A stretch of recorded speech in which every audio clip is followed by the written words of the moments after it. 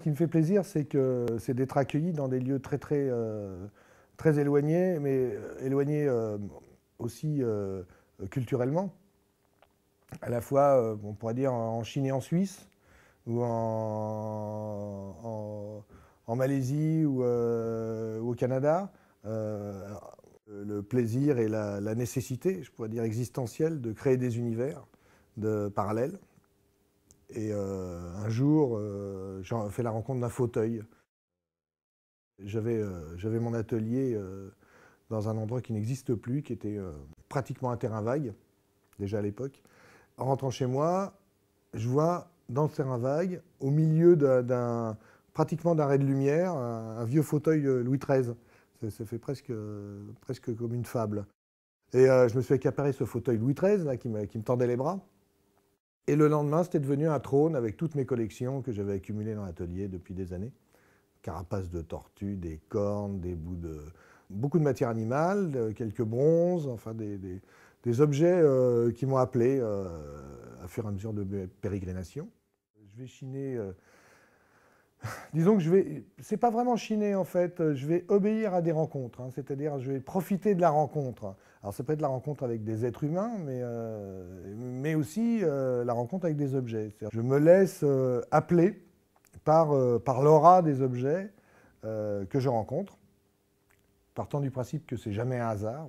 Ces objets, je vais les collecter, et plus que collectionner, collecter, accumuler, jusqu'à ce qu'ils deviennent quelque chose d'autre que leur accumulation transcende leur propre existence. Et la mienne, en l'occurrence. Donc c'est la naissance du mobilier que j'ai créé, qui est en fait la quintessence de l'aura de tous ces objets que j'ai mis ensemble, pas seulement pour des raisons formelles, mais pour des raisons d'affinité énergétique, on pourrait dire. Ce que je cherche à travers mon mobilier, c'est de trouver quelque chose de commun et dans l'espace et dans le temps de la race humaine. Essayer de trouver un espace commun qui a de tout temps existé, des valeurs premières, des choses qui on pourrait qualifier de l'ordre de la magie, mais en fait, on dit magie parce qu'on ne sait rien en dire d'autre. Des idées, des énergies qui ont toujours traversé l'humanité depuis sa naissance. Un petit peu l'idée de la noosphère. Alors la noosphère étant développée par Teilhard de Chardin, qui serait un genre d'inconscient collectif des idées en fait, de l'humanité qui se baladeraient dans la stratosphère, à laquelle certains, dans certaines conditions, peuvent accéder. Ce qui expliquerait pourquoi le feu a été inventé alors qu'il n'y avait aucun moyen de communication dans des lieux très éloignés sur Terre, que les inventions ne sont jamais localisées d'une manière précise. On invente toujours la même chose, enfin pas la même chose, mais enfin on invente des choses proches de chaque côté de la Terre. Bon, maintenant on pourrait dire qu'il y a des communications sont presque instantanées, mais enfin bon, on peut avoir des exemples comme ça d'inventions dans l'histoire de l'humanité qui sont communs à tous les hommes, sans forcément qu'il y ait une communication tactile, quoi. Le créateur, on pourrait dire grâce à sa sensibilité, lui crée des antennes qui permettent d'écouter des choses qui ne sont pas forcément entendues par la majorité. Et donc se trouve le vecteur de quelque chose. Alors, comment est-ce qu'on mesure la force de ce vecteur et son intérêt, tout simplement, et sa légitimité? Ben, on la mesure par l'accueil qui est fait de son œuvre dans le monde. Disons que ce qui me fait plaisir, c'est d'être accueilli dans des lieux très éloignés, mais éloignés aussi culturellement. À la fois, on pourrait dire en Chine et en Suisse, ou en Malaisie ou au Canada. Des gens suffisamment sensibles à ce que j'ai voulu mettre dans mes pièces pour comment dire, pour porter acquéreur, c'est-à-dire pour adopter en fait mon travail dans leur quotidien. Parce que bon, l'aspect mobilier m'intéresse, en fait. Parce que je ne suis pas seulement sculpteur, je suis sculpteur de mobilier. Pourquoi du mobilier? Parce que le mobilier est a quelque chose une relation très intime avec le corps de l'utilisateur. On n'est jamais autant en contact avec un objet que sur une chaise, sur un trône. On a une grande partie de son corps qui est en contact. Donc on a des douceurs, on a des rebondissements, on a des sensations qui sont de l'ordre de l'intimité. Et dans notre quotidien, c'est très rare qu'on ait autant à part avec son lit, qu'on ait autant de possibilités de contact avec un objet. Ce qui sous-entend que contact veut dire rapport aussi énergétique, veut dire communication. Et faire des objets avec lesquels on peut communiquer avec son corps, ça me permet à moi de véhiculer quelque chose. Alors je ne sais pas toujours ce que je véhicule, mais je sais que c'est juste. En tout cas, la manière dont je le fais est sincère. Donc, ça garantit la justesse de l'énergie qui y passe. Je reparle d'énergie, encore une fois. Pour les toiles, en effet, ce que je ne peux pas exprimer dans le mobilier, parce que le mobilier est très codifié dans sa technique pour que ça puisse être utilisable, et ce qui est d'ailleurs le but du mobilier, c'est que ça soit utilisable, pas simplement regardable. Là, je suis passé dans l'autre sens, en effet, dans le regard. Voilà. Qu'est-ce qui peut... comment est-ce que je peux exprimer quelque chose de complémentaire, on pourrait dire, dans un autre médium, dans quelque chose qui ne se touche pas, qui se regarde simplement. D'où l'idée de projeter de la matière et d'essayer de la projeter si fort qu'elle puisse rebondir vers le spectateur. Le sauvage, qu'est-ce qu'on entend par sauvage en fait? Est-ce que c'est l'instinctif? Est-ce que c'est la libération brutale, dans Sauvage, il y a brutal des instincts, des instincts et puis des pulsions, en fait. Oui, pourquoi pas, pourquoi pas. C'est-à-dire que j'abandonnerais toute civilisation pour essayer de trouver l'essentiel.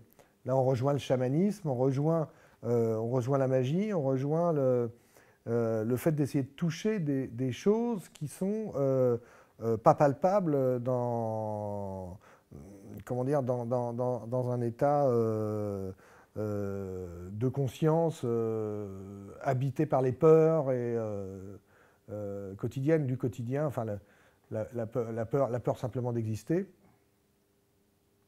Donc l'idée, c'est d'essayer d'ouvrir des fenêtres. D'essayer d'ouvrir des fenêtres, déjà à moi-même, c'est-à-dire me balancer dans du vide et y trouver dans ce vide l'ouverture, les moyens de se sortir de ce vide. Et ça aboutit à quelque chose. Voilà, et quand ce quelque chose est fait, je suis sorti du vide et je suis spectateur de ce qui s'est produit. Alors, en ça, la peinture est plus pratique que le mobilier, parce que le mobilier passe par un processus technique assez important, qui a son intérêt. Mais bon, voilà, c'est deux démarches différentes pour, en fait, aboutir à rechercher la même sensation, la même... rechercher, tout simplement, en fait. Je greffe des cornes sur du bois avec du bronze greffé sur des cornes. En effet, c'est alchimiste, c'est-à-dire que c'est une envie de faire cohabiter des éléments très différents, mais aussi de telle sorte que ça forme un tout. C'est-à-dire qu'on ne voit pas les articulations, les jointures, etc.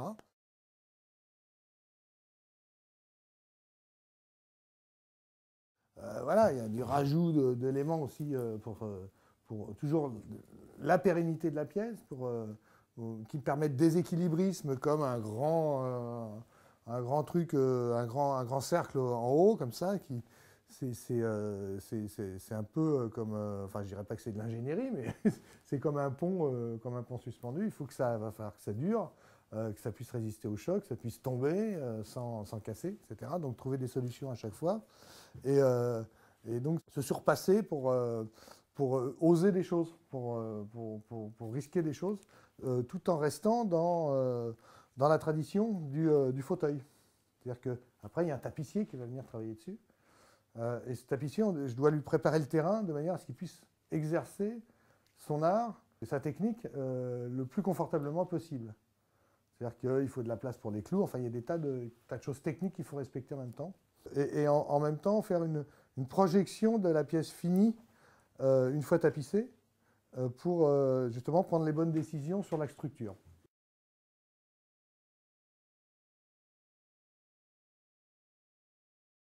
Pour signer ma pièce, je travaille avec un... On va marquer le bétail, en fait, là. Donc j'ai fait une petite signature sur un papier, à faire à chaud, quoi, qui me permet de signer mes pièces, de graver mon nom dans l'œuvre. Ça sert à la fois de signature, ça donne une appartenance, une griffe, mais aussi une interpénétration de mon nom dans la pièce. Il y a un retour, il y a un échange qui s'opère comme ça. Et là, on vient au côté alchimiste, ça passe forcément par le feu, quoi.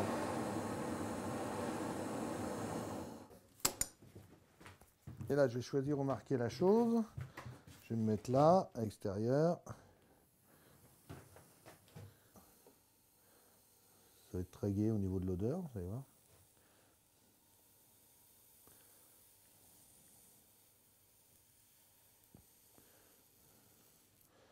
Voilà, on a marqué la bête.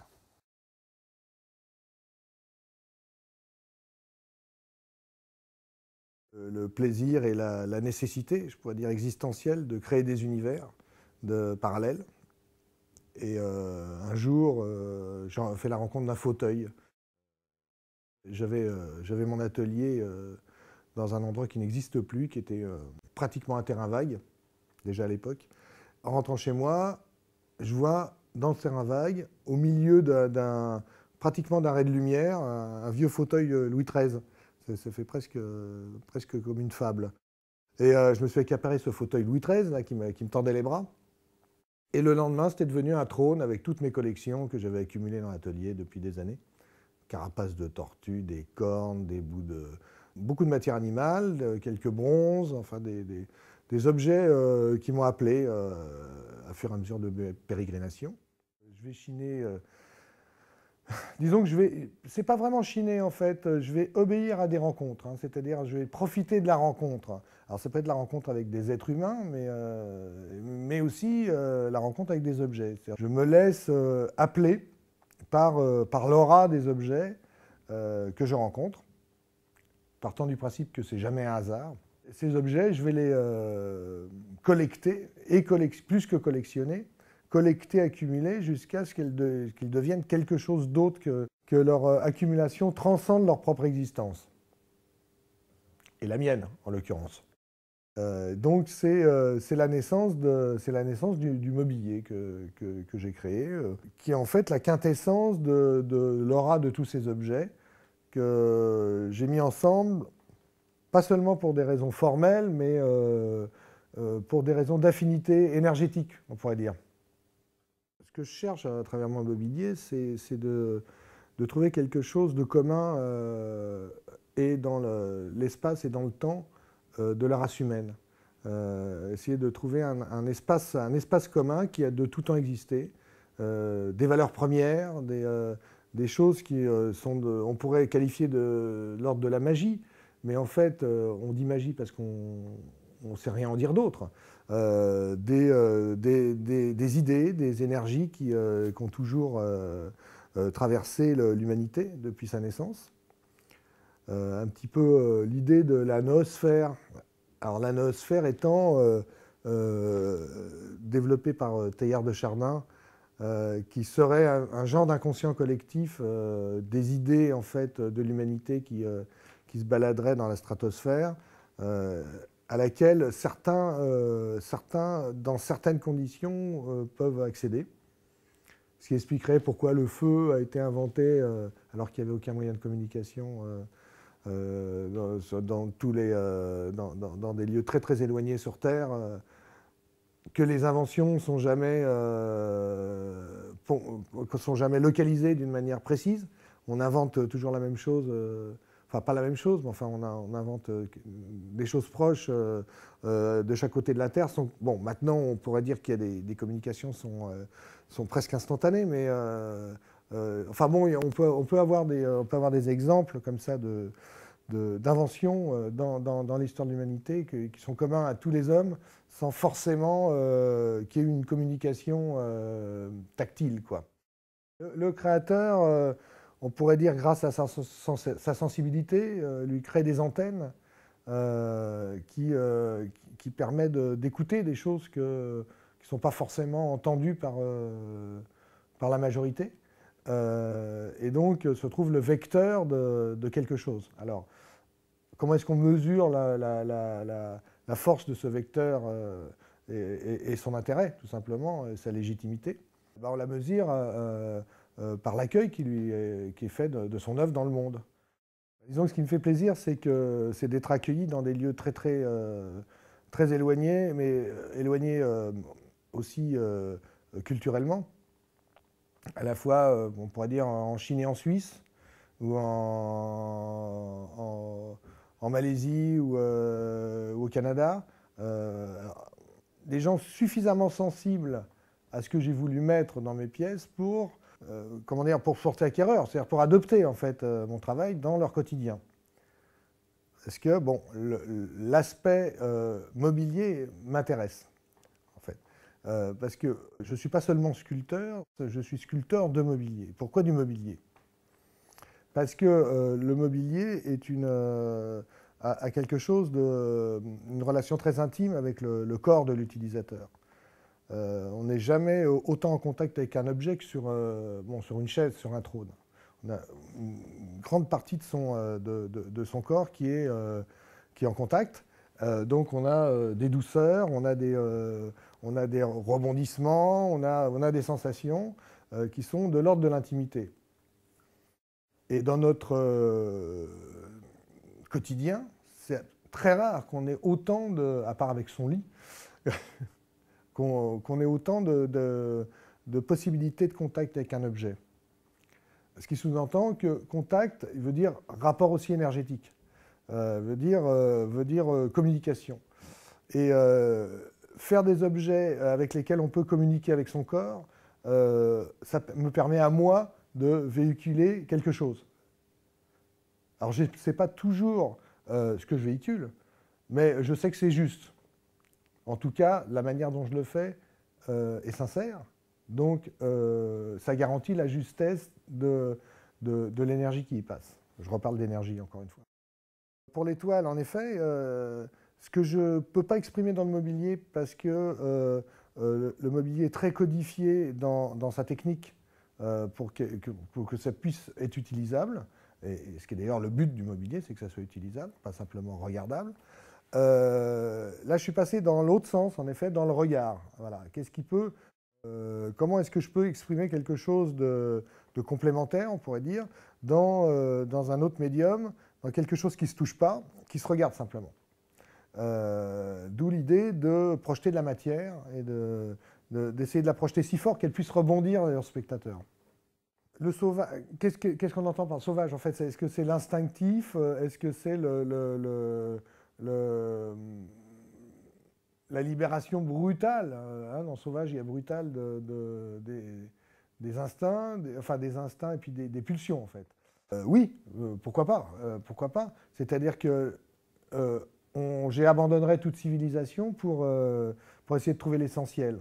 Là, on rejoint le chamanisme, on rejoint la magie, on rejoint le fait d'essayer de toucher des choses qui sont pas palpables dans un état de conscience habité par les peurs et quotidiennes du quotidien, enfin la peur simplement d'exister. Donc l'idée, c'est d'essayer d'ouvrir des fenêtres. D'essayer d'ouvrir des fenêtres, déjà à moi-même, c'est-à-dire me balancer dans du vide et y trouver dans ce vide l'ouverture, les moyens de se sortir de ce vide. Et ça aboutit à quelque chose. Voilà. Et quand ce quelque chose est fait, je suis sorti du vide et je suis spectateur de ce qui s'est produit. Alors, en ça, la peinture est plus pratique que le mobilier, parce que le mobilier passe par un processus technique assez important, qui a son intérêt. Mais bon, voilà, c'est deux démarches différentes pour, en fait, aboutir à rechercher la même sensation, la même... rechercher, tout simplement, en fait. Je greffe des cornes sur du bois avec du bronze greffé sur des cornes. En effet, c'est alchimiste, c'est-à-dire que c'est une envie de faire cohabiter des éléments très différents, mais aussi de telle sorte que ça forme un tout. C'est-à-dire qu'on ne voit pas les articulations, les jointures, etc.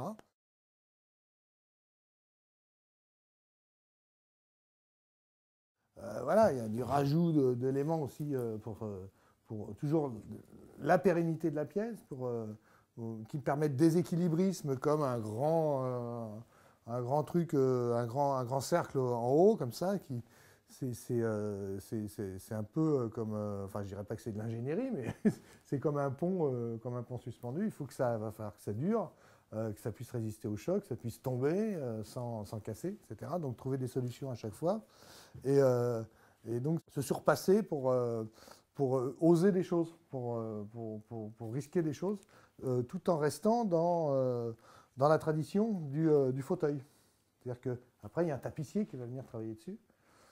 Et ce tapissier, je dois lui préparer le terrain de manière à ce qu'il puisse exercer son art et sa technique le plus confortablement possible. C'est-à-dire qu'il faut de la place pour les clous. Enfin, il y a des tas de choses techniques qu'il faut respecter en même temps. Et en même temps, faire une projection de la pièce finie, une fois tapissée, pour justement prendre les bonnes décisions sur la structure.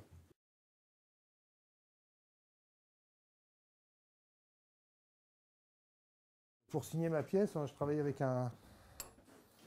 On va marquer le bétail, en fait, là. Donc j'ai fait une petite signature sur un papier, à faire à chaud, quoi, qui me permet de signer mes pièces, de graver mon nom dans l'œuvre. Ça sert à la fois de signature, ça donne une appartenance, une griffe, mais aussi une interpénétration de mon nom dans la pièce. Il y a un retour, il y a un échange qui s'opère comme ça. Et là, on revient au côté alchimiste, ça passe forcément par le feu, quoi.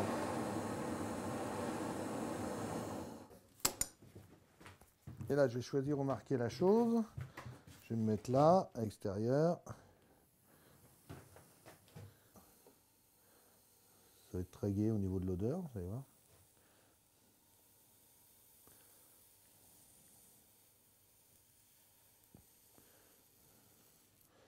Voilà, on a marqué la bête.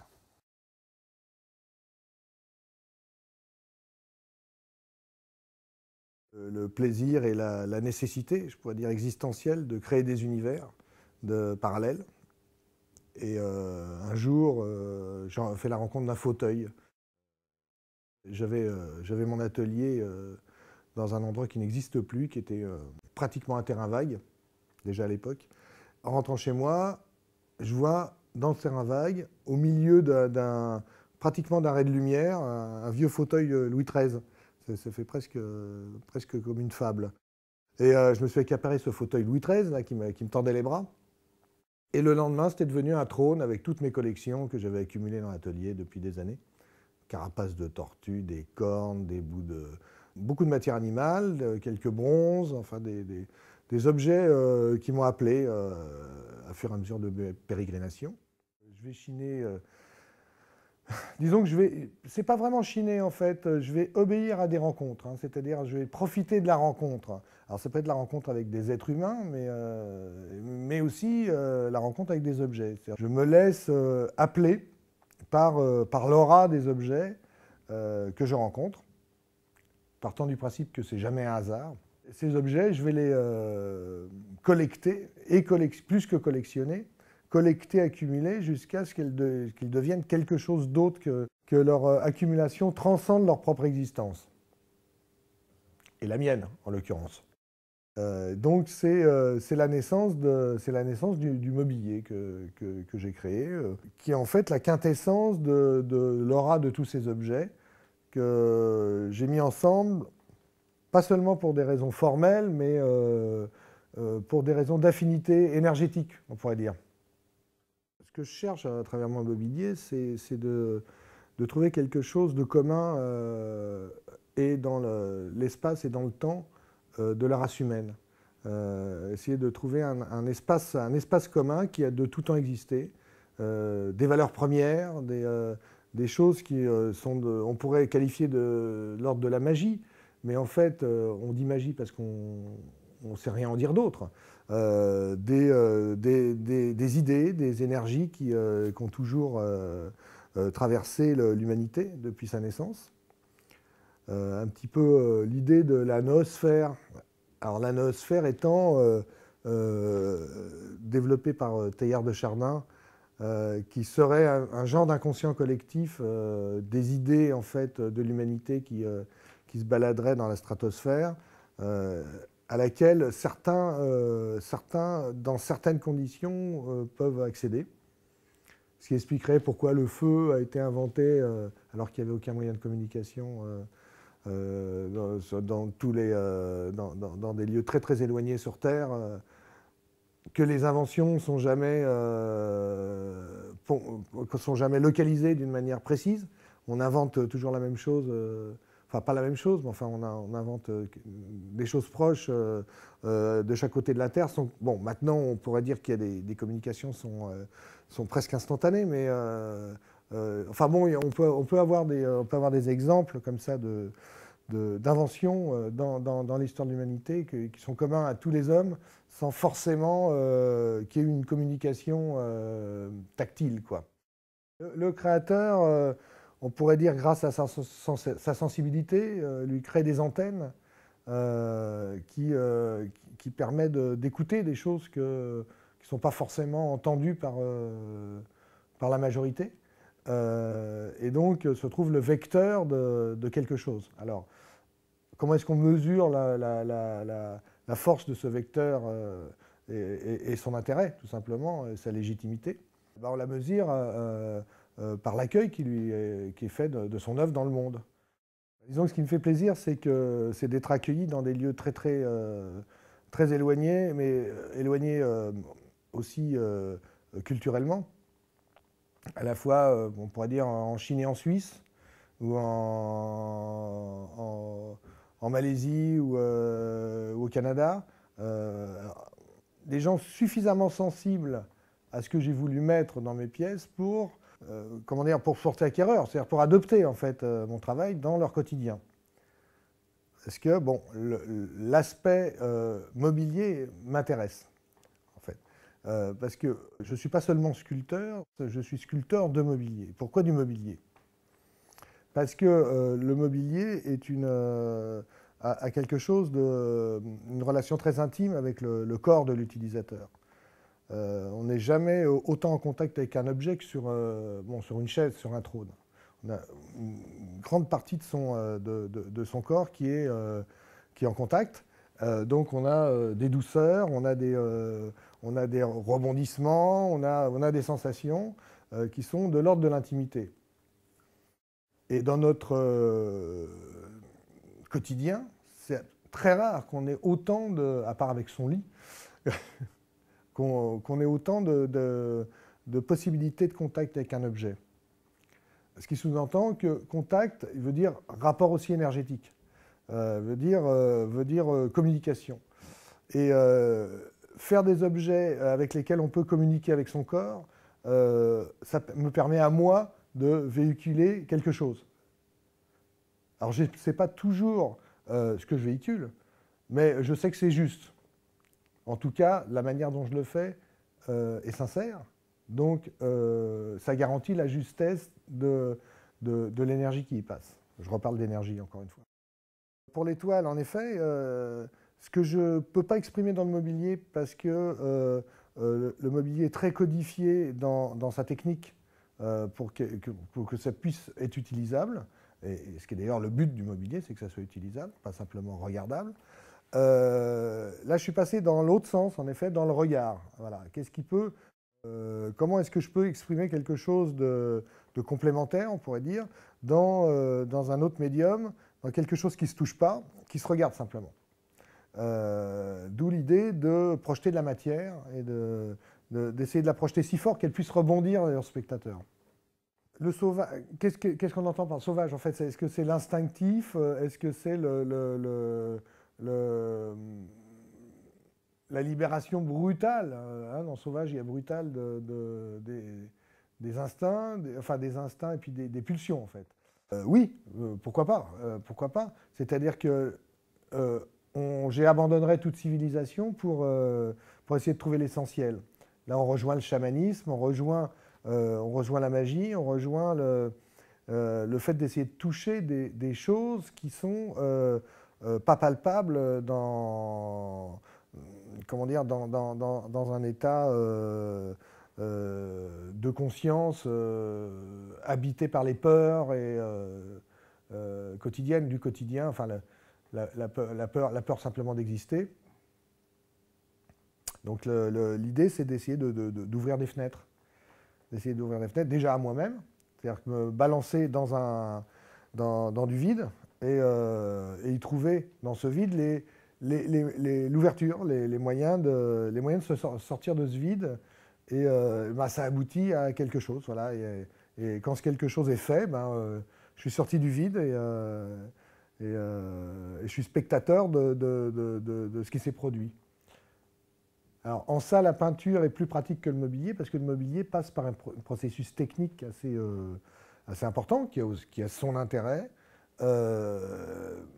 Mais bon, voilà, c'est deux démarches différentes pour, en fait, aboutir à rechercher la même sensation, la même... rechercher, tout simplement, en fait.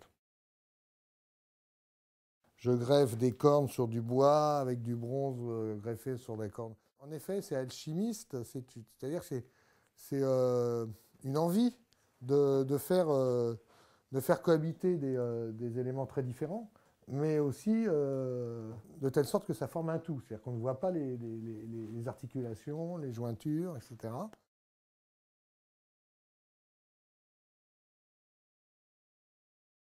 Voilà, il y a du rajout d'éléments aussi pour toujours la pérennité de la pièce, qui me permettent déséquilibrisme comme un grand truc, un grand cercle en haut, comme ça, c'est un peu comme, enfin je dirais pas que c'est de l'ingénierie, mais c'est comme un pont suspendu. Il faut que va falloir que ça dure, que ça puisse résister au choc, que ça puisse tomber sans casser, etc. Donc trouver des solutions à chaque fois.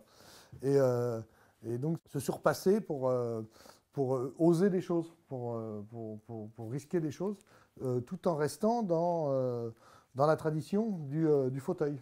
C'est-à-dire qu'après, il y a un tapissier qui va venir travailler dessus. Et ce tapissier, je dois lui préparer le terrain de manière à ce qu'il puisse exercer son art et sa technique le plus confortablement possible. C'est-à-dire qu'il faut de la place pour les clous. Enfin, il y a des tas de choses techniques qu'il faut respecter en même temps. Et en même temps, faire une projection de la pièce finie une fois tapissée pour justement prendre les bonnes décisions sur la structure.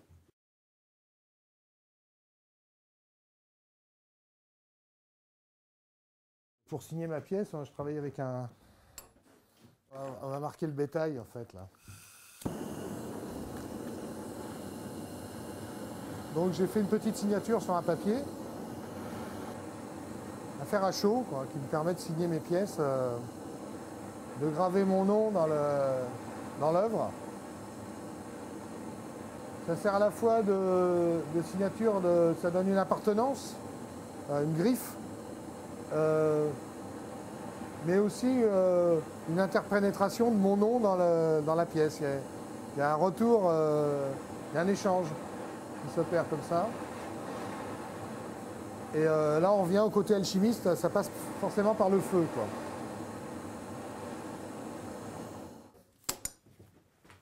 Et là, je vais choisir où marquer la chose. Je vais me mettre là, à l'extérieur. Ça va être très gai au niveau de l'odeur, vous allez voir.